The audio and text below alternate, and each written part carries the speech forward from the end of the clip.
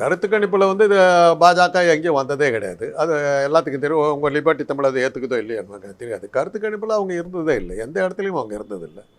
ஆனால் வாக்கு எந்திரத்தில் அவங்க தான் வருவாங்க. இந்த நாட்டில் நடக்கிற தேர்தலுக்கு 2 முடிவுகளுங்க. மக்களால் கொடுக்கப்பட்ட முடிவுன்னு ஒன்று, அமித்ஷாவினுடைய வாக்கேந்திரம் கொடுக்குற முடிவு ஒன்று. அமித்ஷாவுடைய வாக்கேந்திரம் கொடுக்குற முடிவு தான் சட்டப்பூர்வமானது. அதில் தான் அவங்க ஜெயிக்கிறாங்க. ஏன்னா இப்போ ஒவ்வொரு ஊர்லேயும் அவங்களா ஜெயித்தாங்க. எந்த ஊரில் அவங்க ஜெயித்தாங்க? மகாராஷ்டிராவில் ஆட்சி அமைச்சிட்டேன்றாங்க. இன்றைக்கி ஊரில் ஒன்று உழுவுங்கிற மாதிரி பேசுகிறாங்க, போவோங்கிற மாதிரி பேசுகிறாங்க, என்னென்னவோ பண்ணிகிட்டு இருக்காங்க. கருத்து கணிப்பை கூட இப்போ அவங்க வந்து டேம்பர் பண்ண ஆரம்பிச்சிட்டாங்க. எல்லாம் நடந்துக்கிட்டு இருக்குது. அப்படி இருக்கும்போது என்ன பண்ண முடியும்? அது அவர் வந்து 2026 வாக்கேந்திரம்லாம் ரெடி பண்ணிட்டாங்கன்னு அர்த்தம். ஆனால் தமிழ்நாடு அரசை பார்த்து ஒரு தேச விரோத அரசுங்கிறாரு. ஆமாம், தேசங்கிறது வந்து பாஜகன்னு வச்சுக்கிட்டு இருக்காங்க. அவங்களுக்கு விரோதமாக தான் இருக்காங்க. அதில் எந்த சந்தேகமும் கிடையாது. தேசமே விரோதமாக தான் இருக்காங்க பாஜகவுக்கு.